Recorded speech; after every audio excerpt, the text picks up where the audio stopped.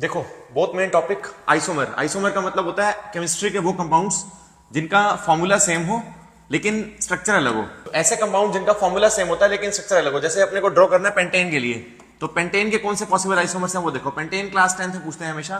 Paint का मतलब 5 carbon, 5 carbon की स्ट्रेट चेन, एक ये पॉसिबल है पेंटेन।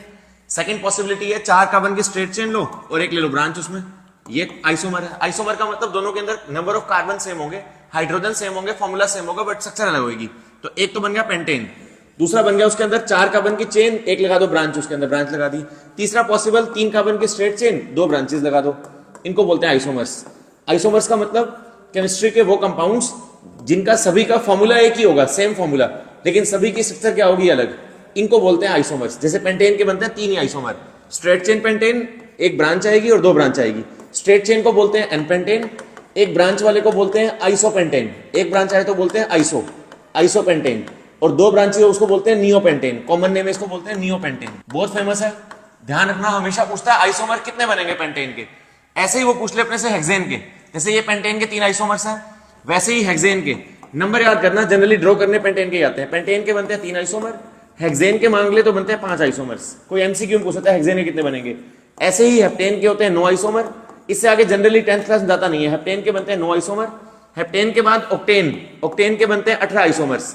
ऑक्टेन के बाद नेक्स्ट पूछता है वो नोनेन, 9 कार्बन की चेन, नोनेन के बनते हैं 35 आइसोमर्स। और लास्ट बनता है डेकेन, डेकेन के होते हैं 75 आइसोमर्स। बेटा इतने पॉसिबल नहीं होते ड्रॉ करने, 10th क्लास में जनरली ये नहीं आएंगे, ये दोनों आएंगे, पेंटेन या हेक्सेन। याद रखना, पेंटेन के 3 और हेक्सेन के 5। आइसोमर का मतलब जिनका फॉर्मूला सेम हो, स्ट्रक्चर अलग हो।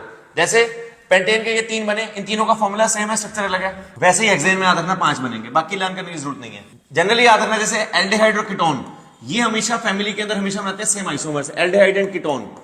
एल्डिहाइड का क्या बनता होता है, एल्डिहाइड का बनता है 3 कार्बन की चेन, एल्डिहाइड है ये रहा CCCHO, और 3 कार्बन की फैमिली में कीटोन ये होता है।